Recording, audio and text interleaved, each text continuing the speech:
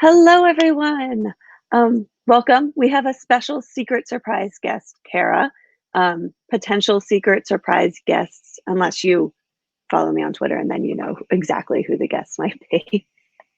um, but I was listening to Rubina last week talk about instructional design job listings and job postings in the wide world of job titles. And oh, Cara has disappeared. Oh, she's gone down there somehow. Um, and I, oh, there she is. And Bib is here. Bib Fortuna, is that her name? Yes. What a very nice name. Um, so I was listening to Rubina and I thought, as we always do, gosh, there are a lot of things that instructional designers are expected to do. And then I thought about how, hey, Simon. Simon's also a super secret guest. Hello. Um, one of the reasons I think there are so many things that instructional designers are expected to be able to do is that instructional designers tend to come from pre-instructional design lives, and we just bring all of the stuff we know. So then you have an instructional designer who knows HTML and an instructional designer who knows, how to code. And then your next one, you think, well, Simon could code. Why can't this new one also code? And so the job listings just grow and grow and grow and grow. I know my first instructional design job I got because I was good at computers. I was helping the IT department where I worked as kind of the backup. And they said, oh, so you could probably make e-learning. And it's just, there's so much messiness in that assumption. And it worked out, but it just happened to work out. And that was, I brought with that, I knew the IT department. So then I kind of built the LMS. I put us on Moodle because we were using SharePoint, and that's bizarre. So then I put together a Moodle instance on an old server that was going to be thrown away. But then the next person who got that job, why can't you manage our Moodle instance on some random server you found in the server room somewhere? So we're all doing it to ourselves. But I wanted to chat with some people to just figure out what they brought into the mix that has been surprisingly helpful. I think I know a lot of folks, Cara and Simon and Sam, and I think Perry's going to join us a bit later, just came from previous lives where there were a lot of, things that they did and brought with them. And I'm going to add another surprise before I actually talk to them, which is I'm going to put in the chat a mural board. If you've used this before, you just go in, you add stickies. It should be fairly self-explanatory. I'm going to try to keep this going as a way to collect the different skills that we use and that we need. Because a lot of what we talk about are still instructional design skills because they're still skills that we use. So HTML is one that I used in the example. That's a really useful skill in this field.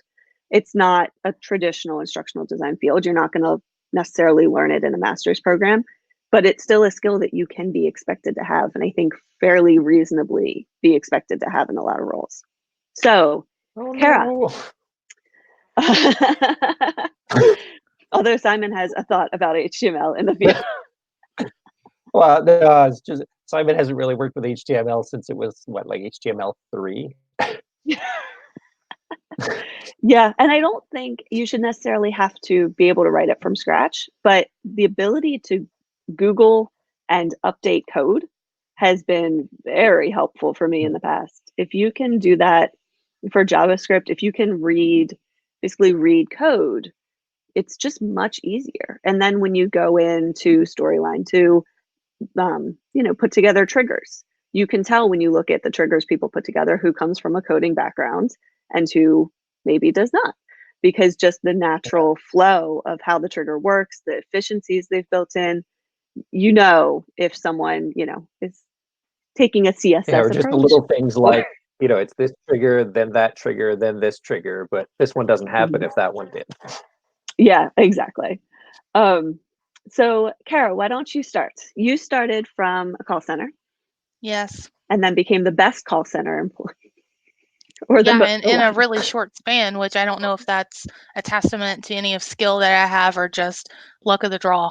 I don't think there's any real skill in that. But I love this conversation because I think so often, especially as people are looking to pivot and become instructional designers, people get so hung up on what these job descriptions say. But to your point, there's a lot of these skills that people can kind of bring in, transferable skills from other lives, right, or other jobs that they've had that really will make them successful. And I was joking, but I kind of wasn't joking. I think one skill that I brought in that's really helped me is just like the skill of being adaptable and going with the punches. And one thing that I often say, especially if someone gets a formal education in this, is they read about how concrete and how formal and clean that everything seems, but we know when you're actually doing the work, it's not that way at all. There's so many things coming at you from so many different directions. You have to be adaptable and kind of being okay with the gray space, so to speak, or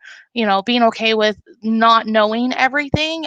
That's a challenge for a lot of people, but if you do have that adaptability and can kind of roll with the punches, it really does help you.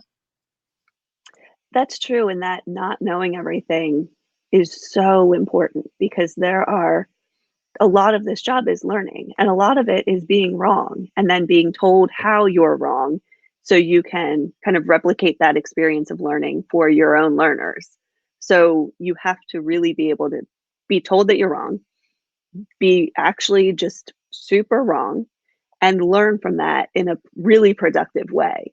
So if you're someone who gets criticism and then just kind of falls back, it's like, I'm just going to pretend that didn't happen. Now you can't replicate that experience in a useful way moving forward.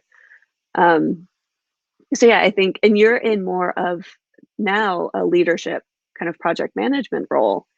And so what are the differences so far? Are you now kind of leaning into those other skills that you? That's a really good question.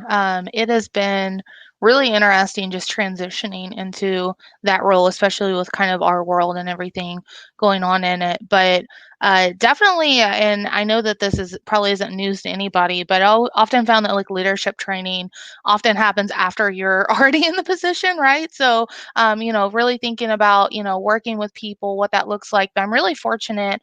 My organization actually has executive coaches for all of us. So I meet with a coach a couple of times a month to kind of talk through some of the things that I'm going through. And they've been really great about giving me tips on how to handle, stress, how to handle like multiple priorities. And so that has been a godsend. And I'm very thankful to have that. But I know a lot of orgs sadly don't have it. But I think just focusing, again, going back to the basics, the soft skills, working with people, delivering bad news gracefully, that has definitely been a lot of what I've done the last few months in my new role.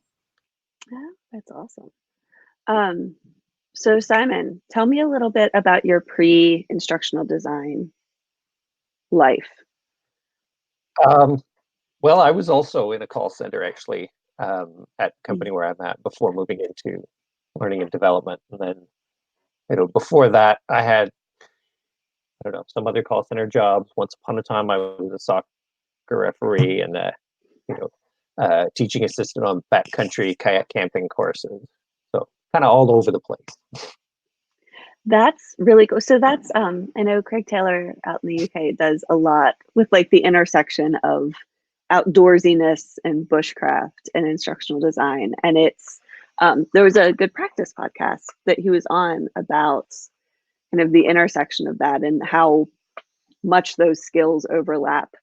But what do you have any kind of skills that you've learned from that, especially soccer referee? I think that would be a really big one to that you use in your current role.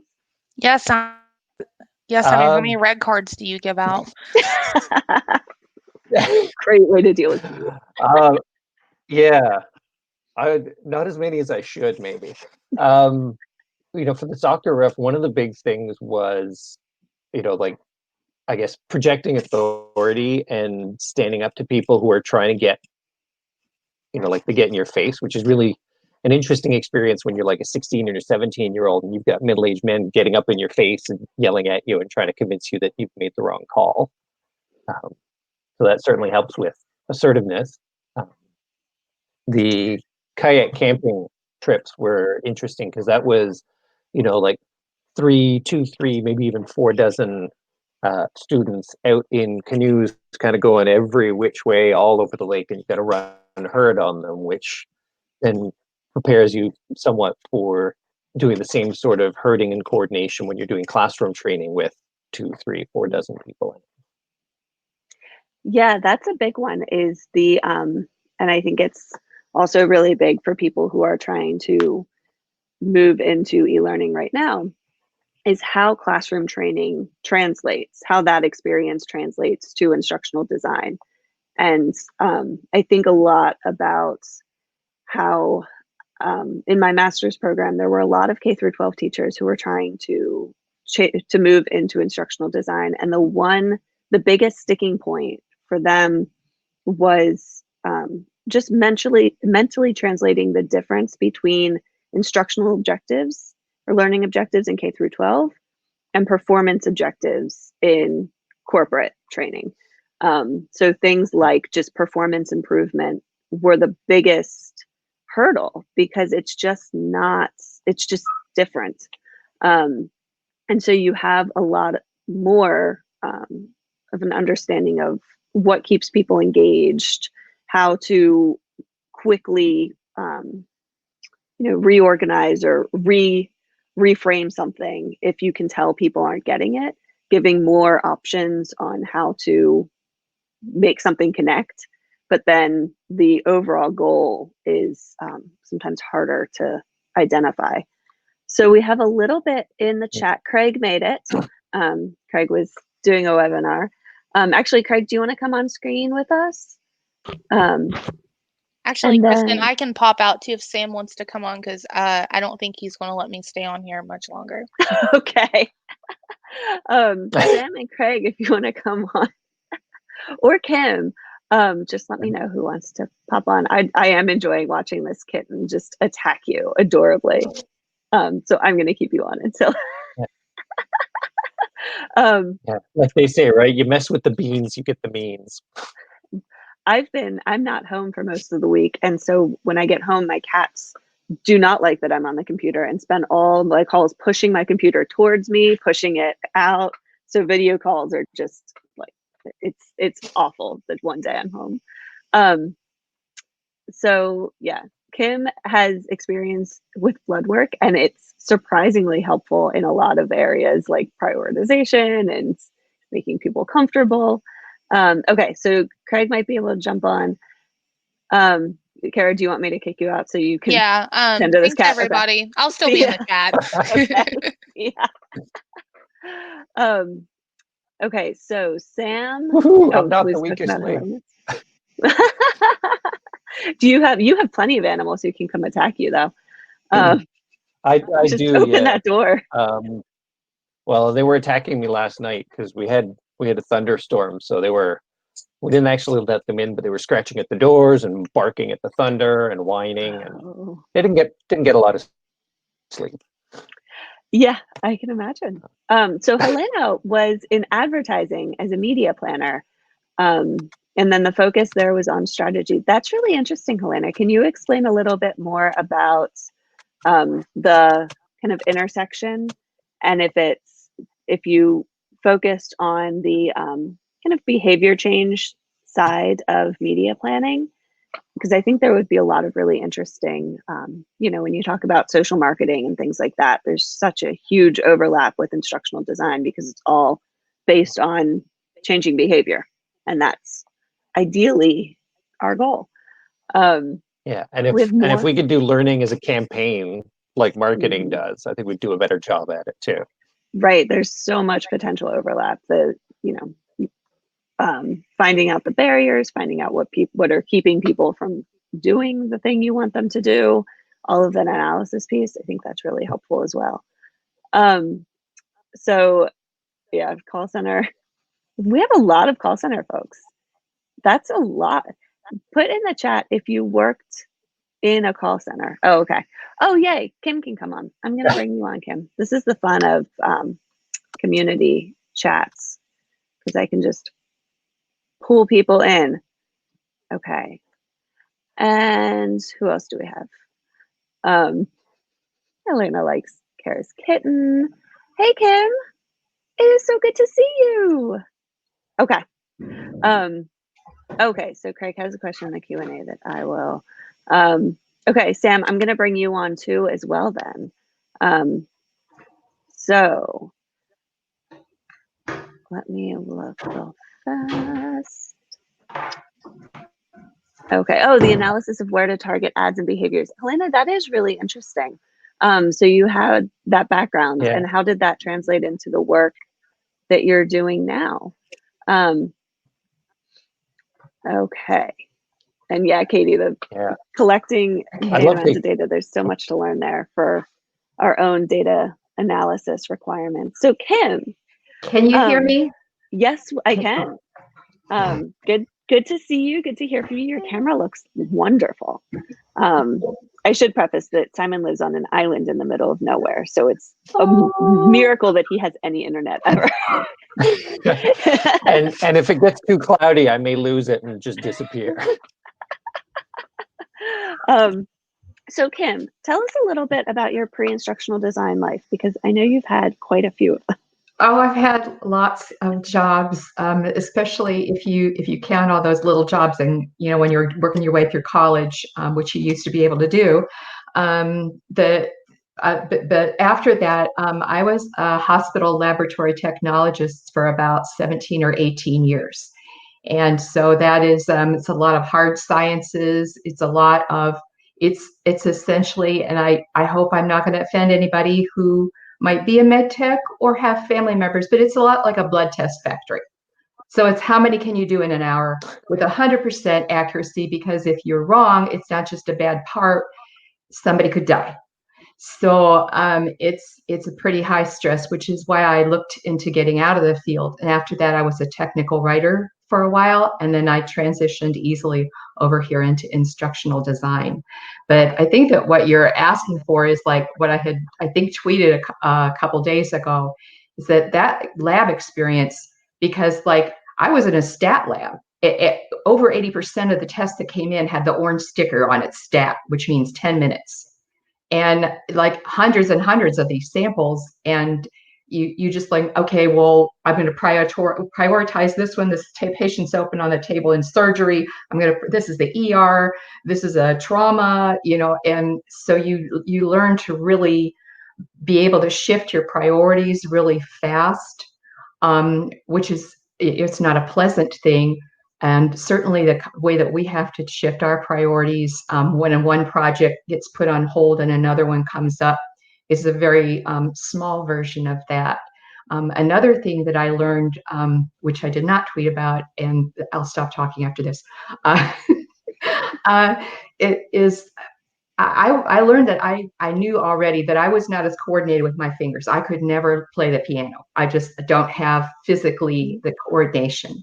And some of my coworkers were very adept. I mean, I can't pour. What a horrible thing for a lab tech to not be able to do. Pour without spilling, so I'm always having to use the little pipette to transfer liquids. So I had to find ways to organize the work, my workflow on the counter and across the instruments and things like that, so that I could keep up my pace to be on level with people who did have more coordination in their fingers. And and then of course everybody else would start using my systems so that I wouldn't be faster anymore. But at least I get the little props. Things like in the chemistry lab, we have all these racks of samples, and I started putting all the ones from the emergency room starting in a row on the right. So that if they called and added a test like a magnesium or something like that, you didn't have to look through hundreds. You could only look through these, couple of dozen, and you'd find it faster. And things like that, I have transitioned over into tech writing and into what I do now, as far as trying to be more efficient with my work, and finding easy buttons. Sometimes when I was a tech writer, a couple of times people would get irritated at me because they've been doing it for 10 years and they didn't figure out my easy button. I was like, sorry, I didn't mean it to make you look bad, but I need it. So, Yeah.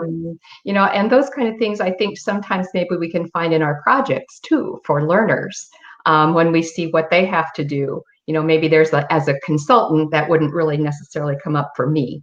But for someone internal to a company, I'm sure that we come up with ways of job aids and, different ways that perhaps someone's workflow can be tweaked and to make their work easier for them, kind of as a little bonus alongside our regular job. Oh, I'll stop talking now. That is really fascinating because it's the kind of work that we don't see that often as instructional designers, where there's an end. You finish a blood test, like you're done. And we work, in such iterative ways that even once you're done a course, you're not really done, because you're going to update it and you're going to maintain it, and nothing's finished. And so it is always a big change in perspective for me to look at a task as done, to look at a to-do list as things that need to be completed, not things that need to be, maybe reviewed another time. And I think that mindset is really helpful, coming from, just a place of, you can be done with a task. You can just check it off and move it aside, and you don't have to next week, like, I wonder what happened with that person's blood.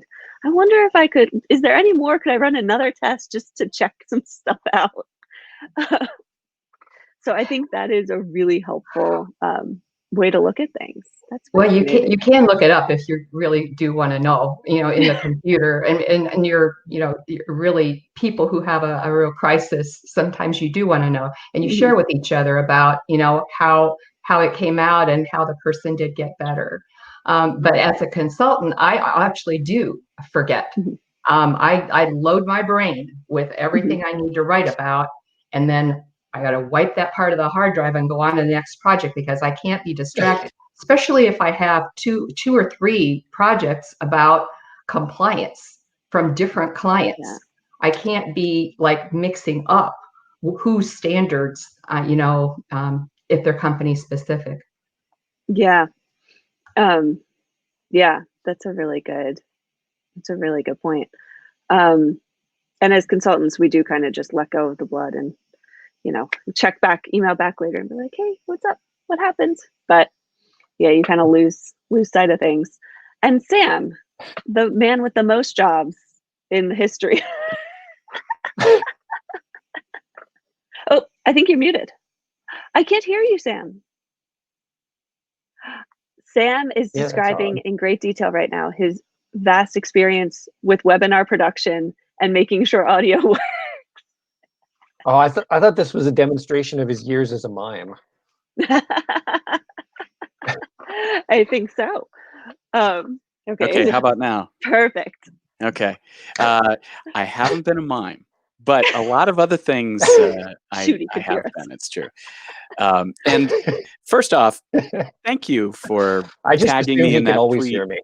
And yes, and great to see you, Simon. Fantastic to see you, Kim, and Cara here, and like Katie in the chat, and all these great familiar faces. And sorry, I haven't been able to drop by for a while. But I want to piggyback off something Kim was just saying about taking our experiences that may be wildly divergent, that don't have anything to do with learning and development, but really there were signs all along of us like making small process improvements, of us being able to learn and then teach others, of us being able to do stuff like that. I was, as growing up, like the smallest, the weakest, not the smartest, like all of these things that I didn't really get along not really easily with all my peers and all of that. So I had to like try harder, which meant I designed better. And I figured things out that other people just never thought of. And then 20 years later, here I am doing this instructional design stuff.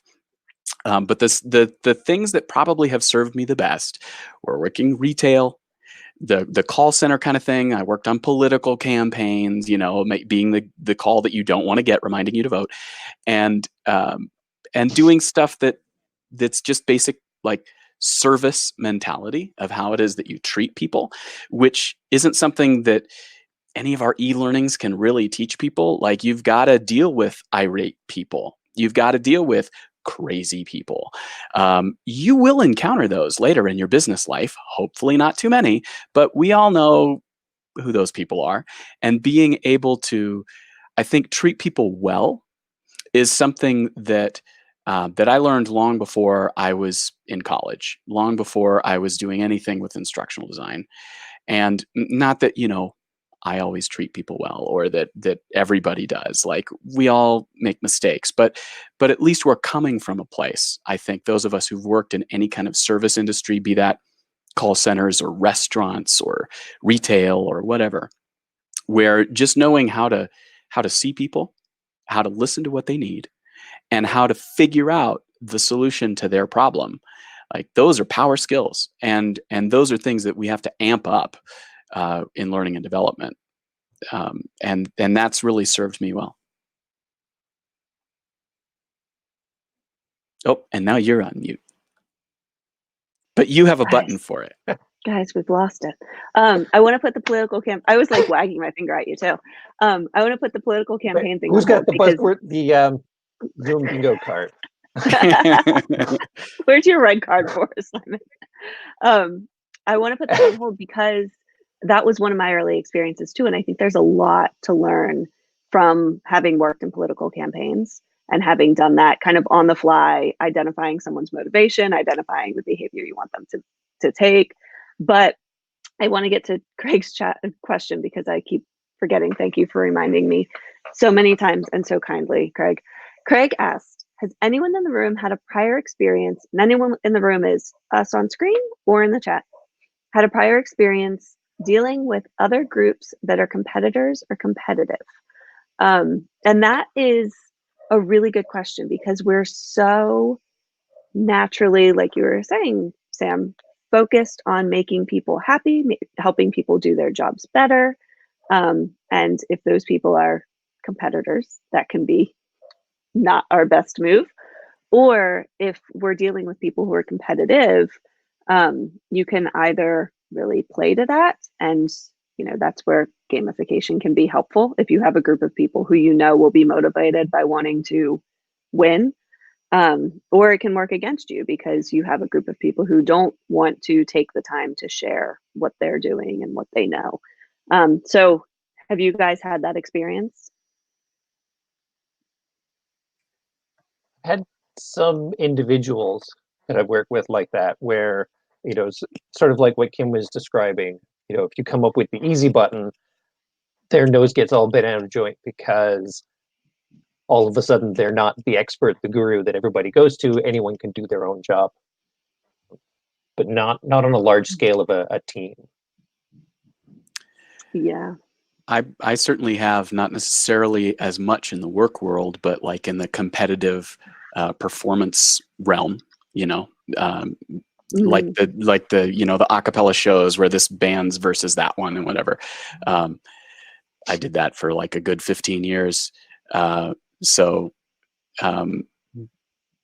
it's hard work to be able to do that and still like be friends and still like in a working sense of like working together. Even the people that you're competing against, they may very well be people that you're working with in a week's time. So back to that, being able to treat people well. Like, there's the leveraging of people who want to be competitive and who want to win and be better than and whatever. But really being able to be, I think, of service to the larger audience rather than just head to head with this team or that whatever. Like, what is it that we're competing for ultimately? It's not to beat somebody, it's to accomplish something.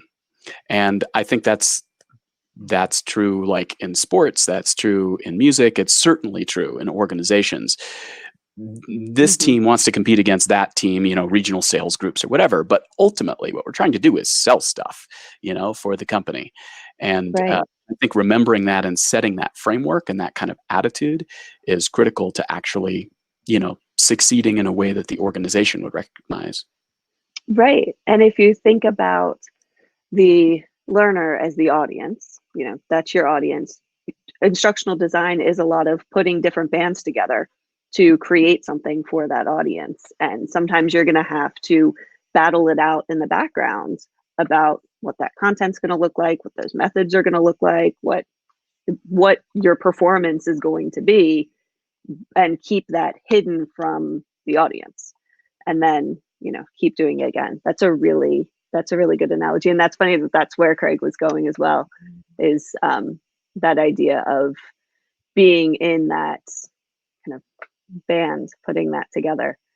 I have to say that I coming up from a different bye Sam, a little different aspect from what you guys have been discussing is that by nature I'm extremely non-competitive.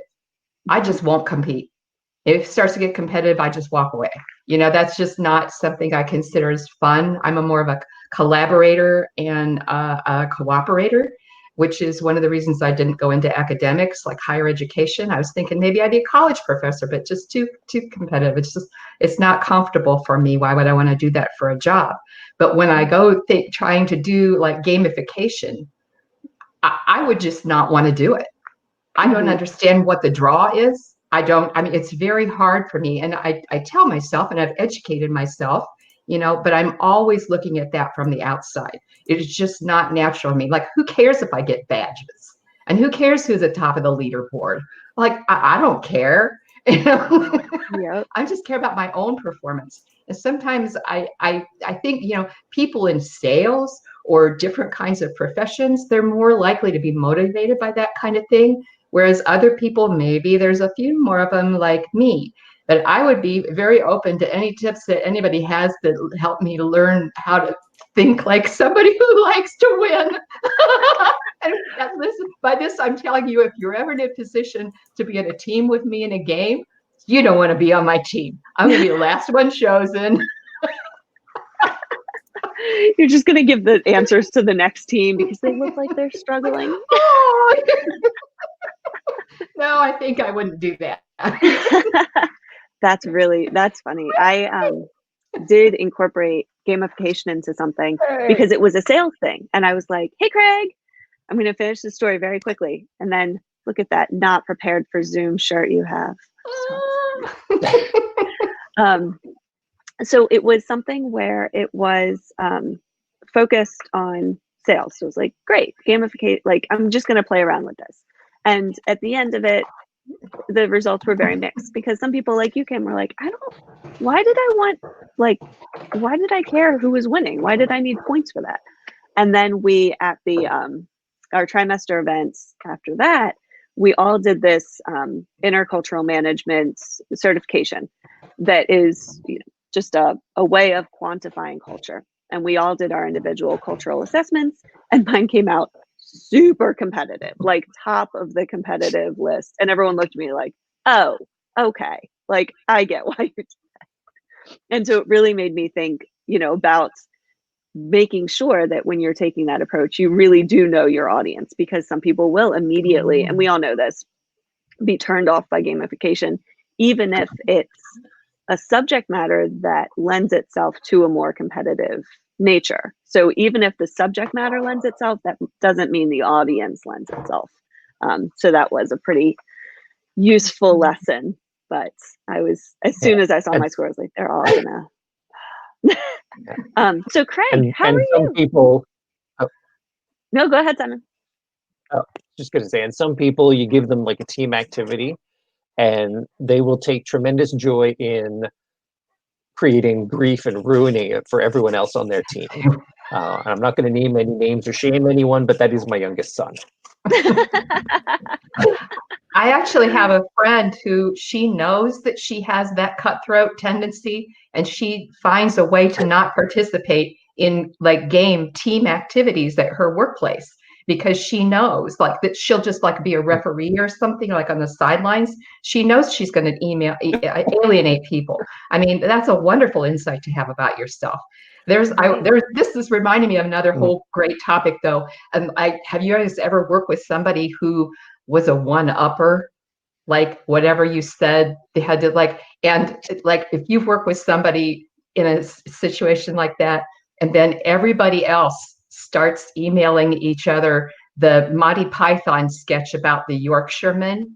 And if you have never seen that video, I love that one. Yeah. we used to live in a shoebox in the middle of the freeway. Yeah. We used to have to get up 10 o'clock at night, half an hour before we went to bed. So we eat nothing but gravel. We come. He's like, just yeah. Anyway, we need to let Craig talk because he's here with us now. You don't need to let me talk. I mean, you guys can hear me, right? Yes, and your camera is is very this nice. Zoom thing on? Can you hear me? Can everyone hear me? Okay. We can. You're here. I Kim can't gets hear it. Kim gets it. On that last point about sitting on the sidelines, I think, Simon, you brought up a really good point about not playing along and that being a group. Some people are made for that. Some people are made to sit on the side. Some people are made to come in when they need to come in, not be in the group and with the party the entire time. They're the support people. They're the people that come in and help when you need it, or they're officiating, like Kim said, on the side. And I think people get ostracized for wanting to be that person, and it's really not. Yeah, it's not. I don't think it's a good thing. But that was just my on that. For me personally, I've had a lot of different jobs. I kind of fall in the SAM realm for jobs. I worked in food service. I worked construction outside in the heat in Florida. I've worked in the corporate office. I've worked in Geico for 15 years. And now I'm working as kind of a virtual team, but we're working mostly contracts. And I think the most important thing I've got from all of those pieces, and to jump back real quick, a band as well. I played in a band, and to link that to what Sam said. But I think the most important thing I got from those were management of time.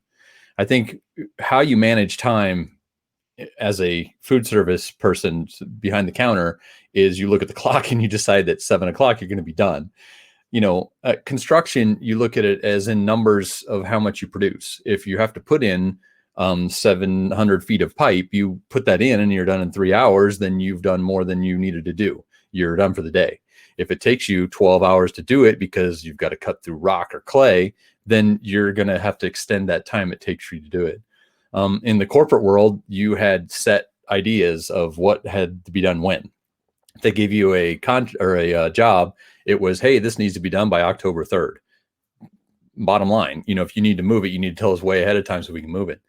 And with what we're working with now with contracts and consultants, I'm responsible for my time. And I think I've taken parts of those little areas and built how I manage time on contracts and time on the projects I have to work on, and made that successful through having all those experiences. I think if I just started in the corporate world and only had those, set times where I had to have things done, I don't think I'd be prepared for doing a consultant work or a contract work. So I think that's probably the best thing I've gotten from my past history of doing things, even in the band. I mean, if you're going on stage at 11 o'clock, you have to be there and ready to set up, because you might have half an hour between the person in front of you and your set, or you might have 3 minutes to get your stuff on stage and get ready to play. So being there early, kind of helps that. So I think that's the best thing I've pulled from all of my past experiences, is to be able to manage time. And it's different in everything you do and everything you set up, whether it's contract, whether it's corporate, whether it's, being a consultant, you have to set up those times individually. And I think that's what I've pulled mostly from it. So I like that perspective from both you and Kim, where there are incentives sometimes to getting things done quickly. Whereas if you start out in a 9 to 5 and you just continue in a 9 to 5, you don't really have that incentive, especially pre-remote work. You're going to be in that chair from 9 to 5. And if you get it done, great. And if not, fine. But if you're lucky, you have a job you can leave. I've never actually been that lucky, but every once in a while. And if you find ways to do it more efficiently, get it done faster, congratulations, here's some more work to do. Right. There is no, oh, good job, Simon. Head off early. But that's different. That's different in different areas, because like I said, with construction with us, we had so much we needed to get done in a day. If we got that done early, we were done early. If we had more stuff to do, we would move on to that. But sometimes our job was related to the next person down the line. If we're putting pipe in and someone's pulling cable through that pipe, we have to wait for them to do their job. So if we're done with our job at 2:00 in the afternoon and they're not starting until 8:00 tomorrow morning, we technically have nothing to do. We can't even go ahead. We can't go ahead of them because other things have to be done. So it's managing that time as well. Our foreman would occasionally do that. Hey, we're way ahead of time. We're going to take a 2-hour lunch today. Why? Because if we get done early, we're just going to have to go back to the room and sit and do nothing, because I worked out of town most of the time. So he would stretch things out and he would actually manage the time a little bit like that. So yeah, good points. Good points. I really like that. And yeah, Cara, the reward for good work and finishing work is more work, which is true. Or it's getting less time for that work next time because they think, oh, that's how long it takes. It's that old rule of, take as long as you can the first time you do a task because that's your standard. So yeah, Katie. Never answer email immediately. Katie, let me know if you want to join because I really want to hear. Katie has, a non-ID background. Then, okay, do you want to go, Kim? Okay. See ya. Thank you for joining. It was great to talk to you. Talk to you soon. Okay, Katie, you're up. We're getting everyone back. This is speaking of bands. We're getting everyone back together. So I don't know what that made me think of. Oh, I used to work retail, and so you would, you can't actually leave until the store's all set up for the next day. The restaurant or the dining room's all set up, whatever you're doing, and so you really learn how to incorporate. Maybe starting an hour before things end, you learn how to. Is there a chicken now? Hello, tiny chicken. That's a chicken. Oh, it looks pretty big. I don't know if he's that tiny. No, No, it's pretty nothing. small. Oh my gosh. This is Dipstick. She's my son's Silky, and her feathers get kind of spiky when it rains. Oh my gosh. It's Dipstick? Dipstick, yeah. Dipstick. That is a very, very good chicken name. Your chickens tend to have very good names. That is so good. Now bring us some bees, Simon. Yeah, no. Also not bringing in the donkey or any sheep. Oh, thank you for bringing a chicken to us. Do you? I missed the chicken thing. What was that?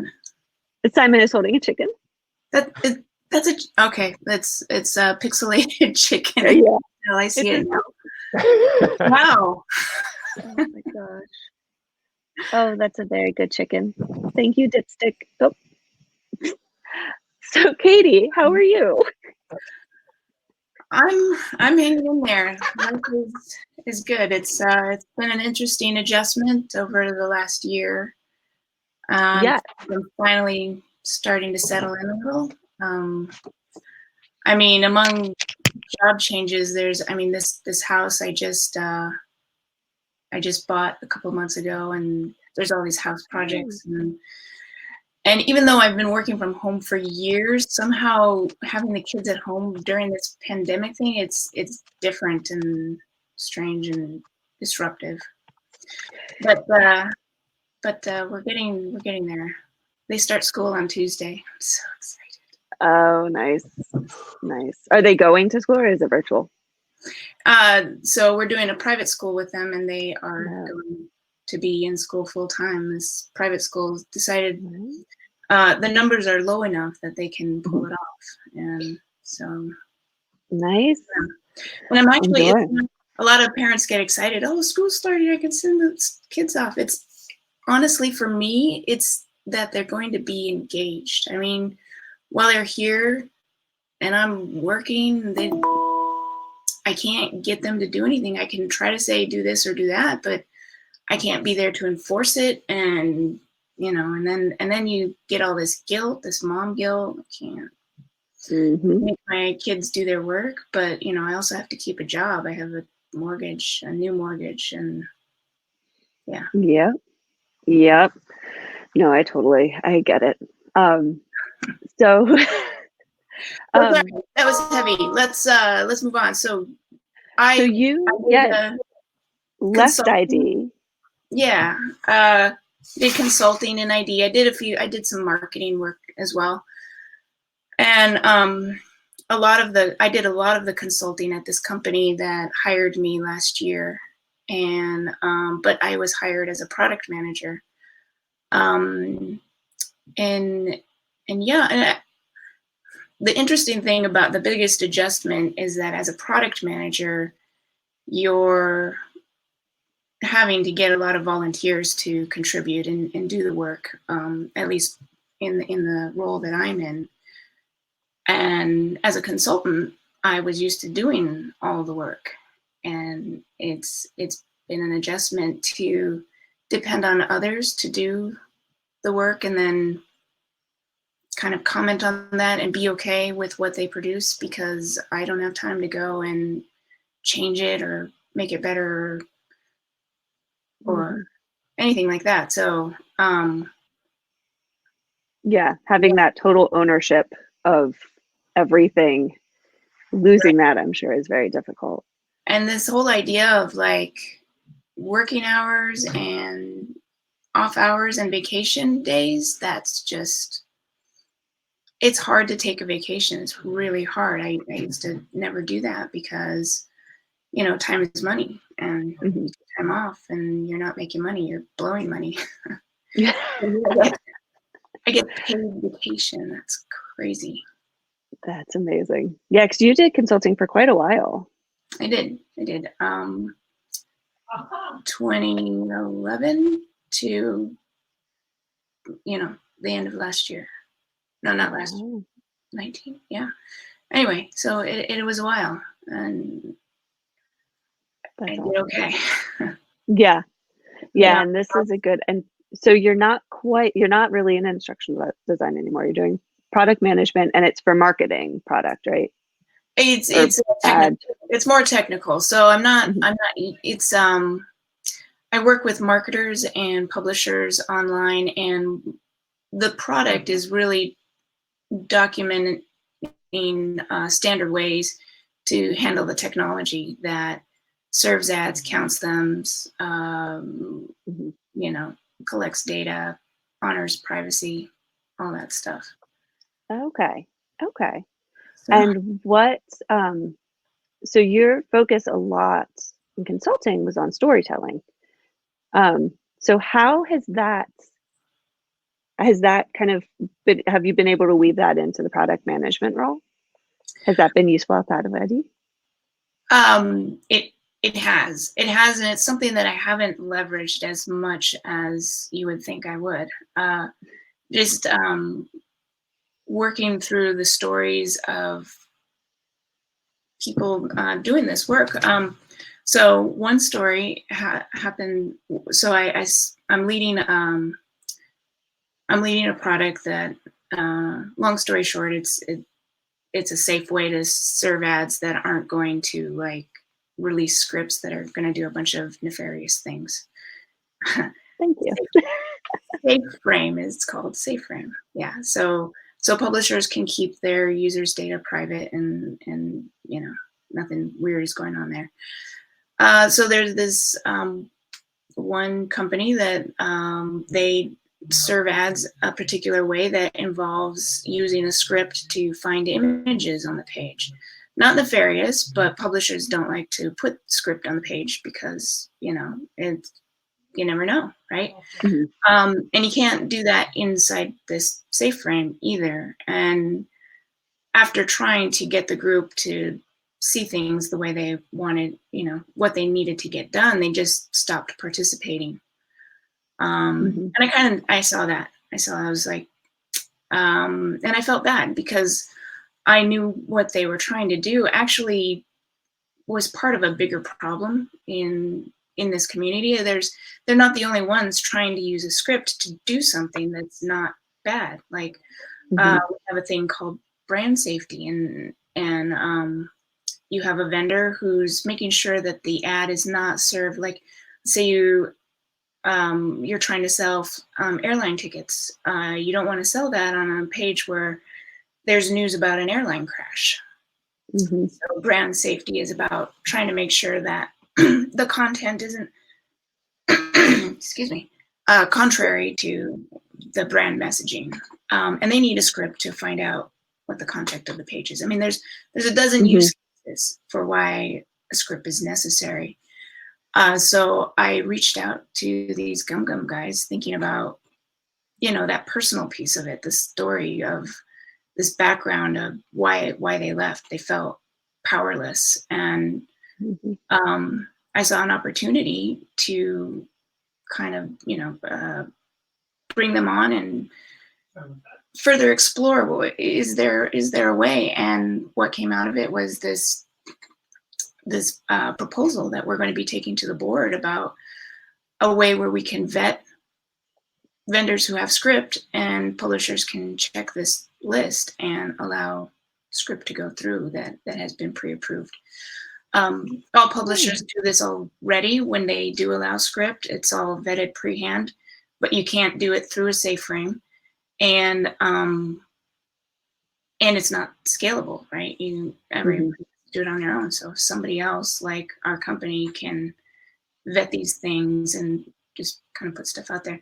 So the story, the use of story there is to look at these characters and kind of piece together, the story of the product that I'm putting together. We had some really good ideas up front, and some of them got dismissed. And because of that dismissal, it caused people to drop off, people who pay huge membership fees to be part of the group.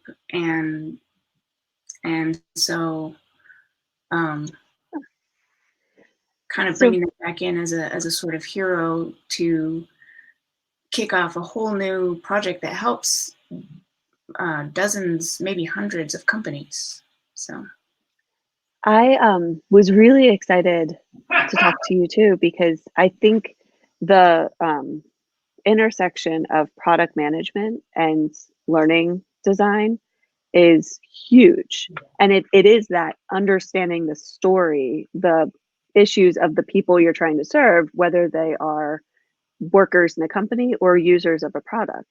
And especially for people who work on, training for external customers, that's a pretty clear overlap. You should be working with product manager to see what people need training on. You can make the product better. But it also has a huge lesson for everything we develop. And a lot of it is understanding the use case, understanding how people are going to be using the information that you're giving them, or the skills that you're giving them, or the attitudes or knowledge that you're giving them. And I have found it really helpful to be part of product management. There's a Slack group called Mind the Product that I am part of, just because hearing those conversations, seeing the resources that they're using are really helpful for that mindset of you're making a product, whatever it looks like, for a customer. How are the people whose jobs are to manage those products, manage what goes into them, manage how they're updated and fixed? How are they looking at it? Right. Yeah, I think Craig, your comment in the chat is really helpful. That we're all designing solutions for things. We're all designing products, or whether the product is a job aid or a 5-day training course, it's a product. And so looking at it that way is solving a use case, requires, just like Katie was explaining, really understanding the problem that you're looking to solve. Yeah, and I think that use case is a really important way to look at it too, because a lot of times I've had the stakeholders or the SMEs that come and they say, okay, here are all the features, and we want you to train to this, and it doesn't make for an effective or a cohesive way to get people to use the software, for example. But if you look at it from the perspective of the use case, what does a person want to do, and take them through that? Here's how you do X, here's how you do Y, and then they get that baseline confidence, and then they can start to look at the other stuff themselves if they need to. Right. It's never about the software, right? It's the story of why they need Yeah. to use the feature. I mean, most of that's all intuitive these days if the software is any good. So why do they need to use that feature?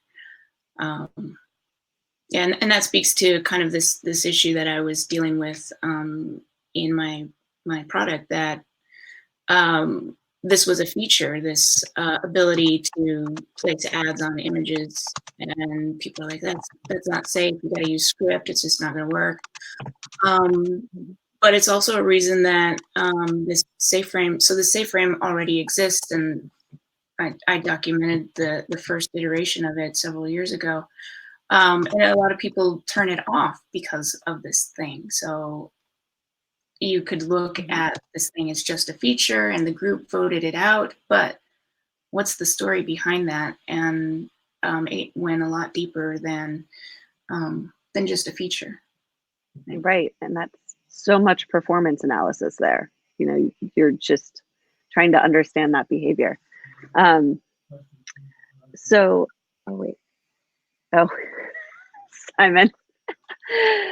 Simon, for anyone who's listening and not reading the chat, said, who else has been asked to develop training for a software that was built as intuitive or easy to use? And Craig said today. So Simon, to close us out, can you tell us how Math Club helped you become a better L&D professional? Yeah. So when I was in high school, I was a nerd.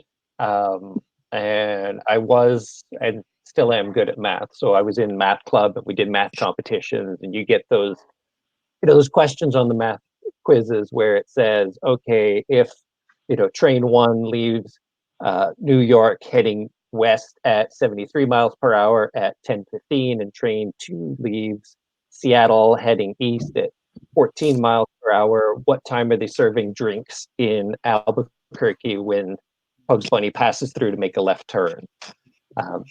And you look at that, and it's like, how do I make sense of this? And a big part of it, that first step, is what's all the garbage? What's all the noise that I need to throw out and get rid of? And I find that really helps in terms of getting to the crux, getting to the core of the issue. What's the root problem? And then looking at that and ignoring all the noise, because we have a lot of noise. And I think that's a skill that you get in, jobs like Kim's and the construction job, where you have a really defined task. And there are times in L&D where I do not feel as though I have a very defined task until I do a lot of that work to define the task. And when you have experience with, your job is to test this blood for these things, or your job is to, I have no idea what any construction terms are, but pretend that I came up with something right. Then that's your job, and you can ignore other things because you know how to do that. And even though our job is to help our audience do that, sometimes it can be really hard. And it can be really hard because the world of the things we have to do every day is infinite. The things you can be asked to do as an instructional designer is just any part of the process. And so I think finding that, separating the signal from the noise, is very difficult, just to get started with the process. Not to mention once you get to the content and have to do it all over again. Yeah, and sometimes you have to lean on your SMEs for that. Okay, like if I have a software screen, right? As we're going through, you need to do this, this, this. This field does this if you do this, and that if you do that. Well, why would I want to do that? Oh, you wouldn't. Okay, great. We'll just tell people to ignore it. That's noise. Right, exactly. When you are doing one task in software, everything that's not that task is noise that time. But the next task you do, maybe all of the things that were noise are now signal. And it's really important to separate those for people. And I think that's a really good example of a non-traditional ID skill, which, who knows what an ID skill is? And to help answer that, I'm going to put the mural back in the chat, just because I'm going to try to keep sharing that and getting more input into it. But yeah, trying to understand what are the things we brought into ID of our own from our own backgrounds and what is actually something we can expect instructional designers, instructional systems designers, learning experience designers, all of those folks to be able to do every day. So thank you guys. We are at the top of the hour. Thank you to everyone who joined. I'm not even going to try to list because I'm going to leave people out and make them feel bad and then make me feel bad. But it was so good to see everyone. And this was a really fun conversation, and hopefully it was helpful as well. Thanks for inviting me, Kristen. Thank It was you, great Katie. to see you guys all. I'm sorry I haven't been around. Life has been a little bit busy. Yeah, a lot busy, yeah. But it's always good to see you and always good to hear how your life is going. It's wonderful to see you. Thanks for having me in too. And I'm sorry Katie hasn't been around either. So this was all just to get you back here, Katie. It was good to see you guys. And I'm sorry I've been here even less than Katie has. That's okay, because you brought a chicken, so you made up for it. Yeah. So good to see everyone. Have a wonderful rest of your day. Bye. Bye.